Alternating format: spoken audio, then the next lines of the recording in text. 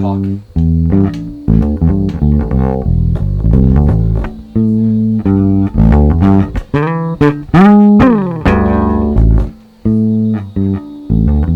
I think we're gonna talk about basses.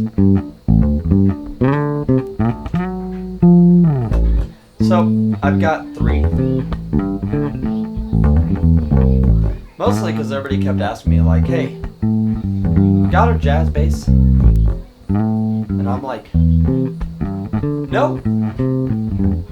Why? And they're like, well, if you had a jazz bass,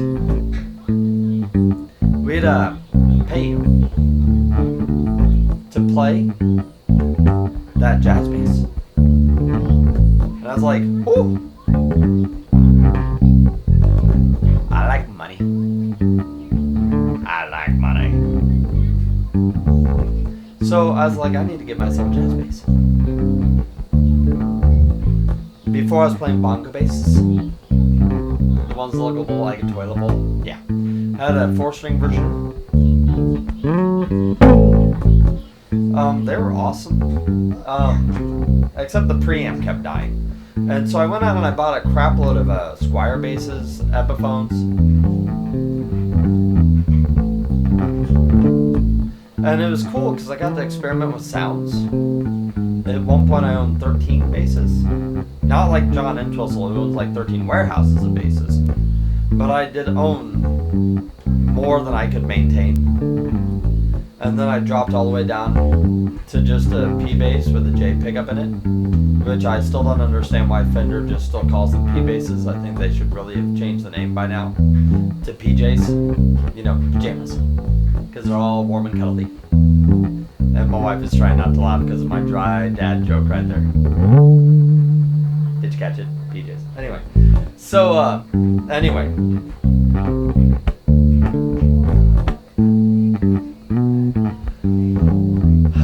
I went from that bass to a jazz bass. Played that for 4 years, got paid.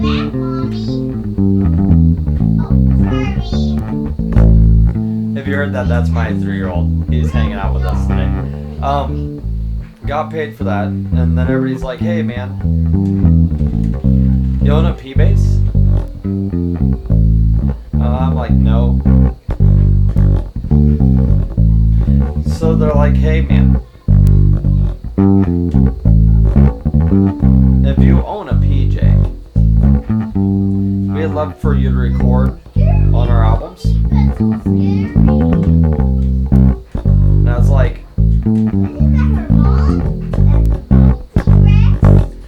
sure. It had been like 4 years since I bought a bass. So this is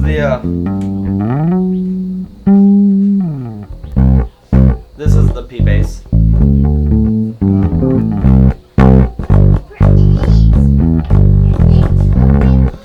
Flat wounds on it. And anyway, and then I bought you probably can't see it too well, but I also got a 5-string Stingray that I wanted for like 10 years. It needs a shim. But the thing about basses is you can collect them, and if that's really what you're into, cool. If you are really into just playing them, I recommend picking one and getting really good with that one, because your muscle memories are gonna your muscle memory in both hands is gonna get really good with that one bass.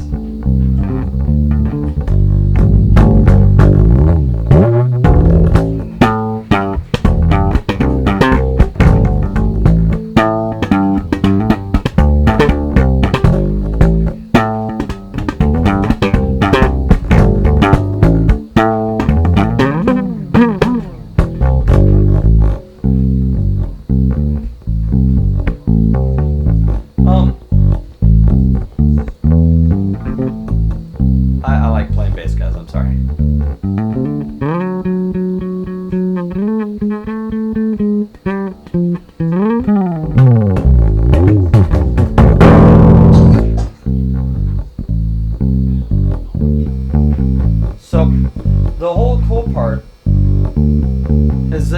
have to own a jazz bass, you don't have to own a P bass, you don't have to own a Stingray. You can actually play whatever you want that makes you happy. But studios, when they see a P bass, they tend to feel really good about themselves because most engineers have dealt with these basses a lot in mixes. Jazz bass is probably your next bread and butter winner. Stingrays, depends on the genre. I mean, they're really awesome basses. They're like really awesome basses. But most sound engineers I know are like, hey, you got a P bass? Or hey, you got a jazz bass? But I think I'm gonna go back and grab another PJ bass because I just love that one live. It's just a great bass. Also, I did play lots of Gibsons and Epiphones, and I can say that they've really got to work out their whole neck to body weight ratio because I just cannot dig it.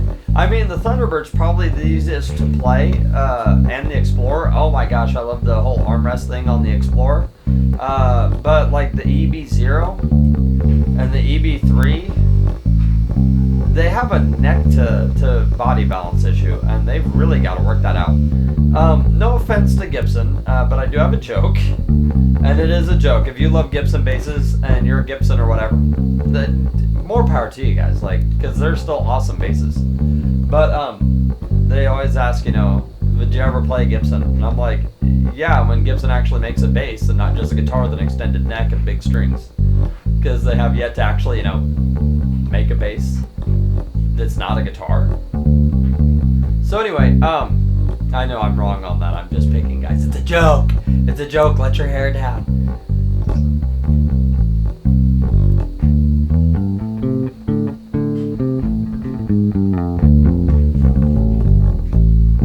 Anyway, so that's just a little thing about basses and my journey through them. They're awesome, obviously, because I love playing bass. So anyway, I hope you all found that somewhat informative about collecting basses. Just whatever you do, make sure you can maintain them, because they'll keep their value over time. So if this is like something you're doing for like retirement, keep them clean. Like, they're just only own and play the basses you know you'll maintain, because it is an investment when you buy expensive ones.